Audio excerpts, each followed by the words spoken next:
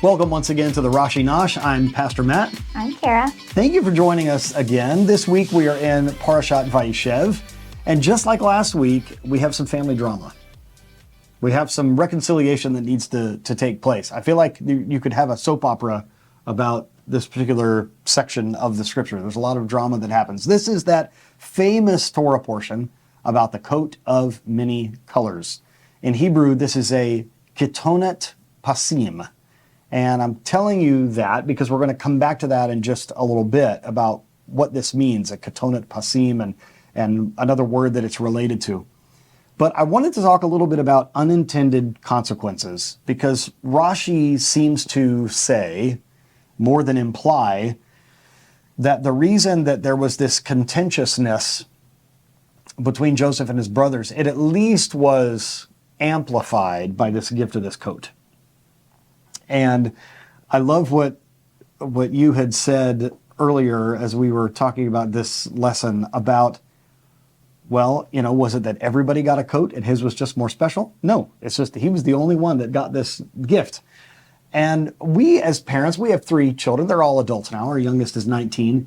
But we have always tried, if we were going to give them a gift, if we were at the holidays or if we're at on a trip and maybe we're getting souvenirs or something, we always try to make sure that each of our children had something comparable as a gift. That it wasn't like, oh, somebody got something really special and expensive and we got something else. Do you think when our kids were younger, that's probably something we had to worry more about than now, don't you think? Yeah, I think so, because I think now, as they're older, they understand the value of different things and understanding that this is a need versus a want, that kind of stuff. But yes, when they're little, I don't know what Jacob was thinking. It was probably not the best move. No, definitely not. Yeah, and as our kids get older, I mean, there are certain times when, they might, like what their list of wants, I might want this particular item. I might want a musical instrument, or I might want this or whatever. But when one of their birthdays comes along now, they might just say, listen, I'd rather just have money that I can use to put gas in my vehicle or to do whatever. We tend to get a little more practical as we get older.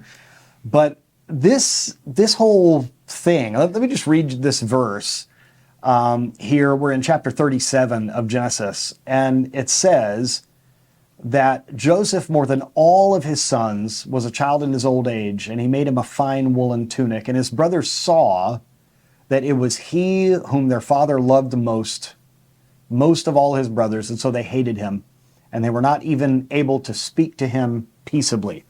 So a couple of things that we found interesting that Rashi says. It says that at least they didn't speak one thing with their mouth to Joseph, act nice to him, and then have another thing in their heart when he wasn't around. So what Rashi basically says is, about the phrase, and they were not able to speak to him peaceably, out of this remark of the disagreement of them, we learn that their praise, they did not speak one thing with their mouth and another in their heart. So they were not hypocritical. Their actions reflected their feelings. So in the one way, we could at least say, well, they're not hypocritical. That's true. That's something positive. I remember a long time ago, there was a phrase, if you don't have anything nice to say, then don't say anything at all. And that's apparently what they were doing here. Mm-hmm. This is something that Jacob did to show love to Joseph. But unfortunately, what he did to show love to Joseph caused a rift in them that was probably already there a bit. We have children of 4 different moms, and so each mom has, their own agendas, I'm sure. And not only that, Joseph begins to have these ability to interpret dreams, and he has dreams, and he's very public with what his dreams were. You guys are going to bow down to me, all this stuff, which is probably a story for another teaching. Maybe if the Lord gives you a vision of your family bowing down to you, maybe you keep that one between him and you, that maybe that's a lesson for us. But what he intended to be a loving act, it caused a rift in the brothers. Just last week, we're talking about reconciliation between brothers. And here we have this theme again. It's like a repetition of the theme. But that's why I want to bring up the idea of the Hebrew of this woolen tunic or coat, or however we want to say, robe, whatever it was. the ketonet pasim. It is striped. It has many colors on it. It has stripes. But Rabbi Shapira has told us that the word pasim is related to the word piusim, which means to reconcile, to make peace, to come back together. It's interesting to me that this robe, this coat that comes from a word that's related to the word to reconcile, did the opposite of reconciliation with these brothers. We have to be so careful, I think, with not only what we do, but the motivation behind it. And I think maybe there's a lesson for us too of maybe if someone in our family or maybe someone at work, maybe somebody gets something really nice and we don't. Maybe somebody got a bonus at their job and we did not.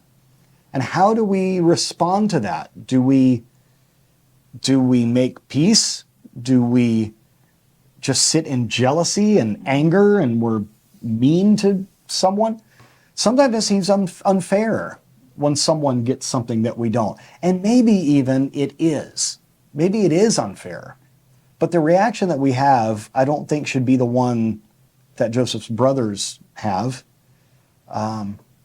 I think there needs to be this idea of piusim, this idea of reconciliation, of coming back together. And we see, once all this stuff happens that's going to unfold in the future Torah portions, they did feel bad about what they did to Joseph. Yeah.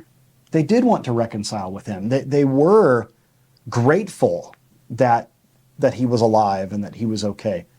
So this is really the beginning of something. It could go a couple different ways. Mm-hmm. It could really destroy the family dynamic, or there could be reconciliation. And it's so tough. It's so hard in our relationships. Like we said last week, these are siblings. So there is this, somewhere buried deep beneath the hate, there is this love. Mm-hmm. And maybe we could even say, do you think we could say the reason that the hatred was so passionate is because underneath it there is this family connection, there is this love. Yeah, well, and that's also, I mean, clearly Jacob did love him more, and for good reason in a way. You know, I mean, he was the son of his wife that he loved the most, and because there was past choices that allowed that to be an issue where there were 4 wives. Unfortunately, the consequences just keep going down the line, and poor Joseph just gets that kind of heaped on him. Whether or not he amplified the issue or not, he definitely had a lot placed on him that was out of his control. Yes. But I think, like you said, unfortunately, he was there, and the brothers did see it and reacted not the way that they should have necessarily. But they kept in the family, but it's sometimes we just have to have time to get over some things. You know what I mean? Sometimes they just needed that little bit of space between Joseph to realize, well, it doesn't matter if he was Jacob's favorite. He's still our brother, and we're happy that we made a what's that phrase that people say something? They say a long-term solution to a short-term problem. Yep. They kind of jumped the gun there. You know what I mean? By getting rid of him and killing him, that they thought they'd killed him. That was, they were having a momentary issue, and they made a choice that could have potentially, had God not intervened, been a long-term solution that they really would have regretted. Yes, and I like what you said there. In Targum Onkelos, it says, to speak about him peaceably means the brothers did not speak ill of Joseph to others. So on the one hand, this is an interfamily thing, and they're not just going about giving a bad report to other people. They, as you said, they sort of kept it in the family. There's that. It's interesting to me that it's not that Joseph said to his father, could you make me a special coat? I think I'd really like a special, striped tunic. Joseph really didn't have anything to do with this decision of Jacob's to make him this coat.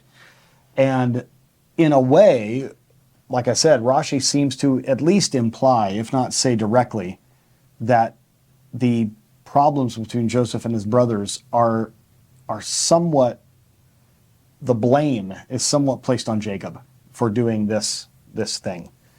But it is interesting, the idea of the thing that caused the division, there can be reconciliation. The ketonet pasim, the striped coat, but also the piyusim, the reconciliation, the being able to come back together and make a rectification.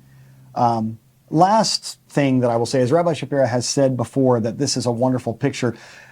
Joseph is always a picture of the Messiah, but one thing that Rabbi Shapira said is you've got to realize this is him wearing something on his body. He's got stripes on his back, and this can refer to prophetically the stripes that we learn about in Isaiah 53.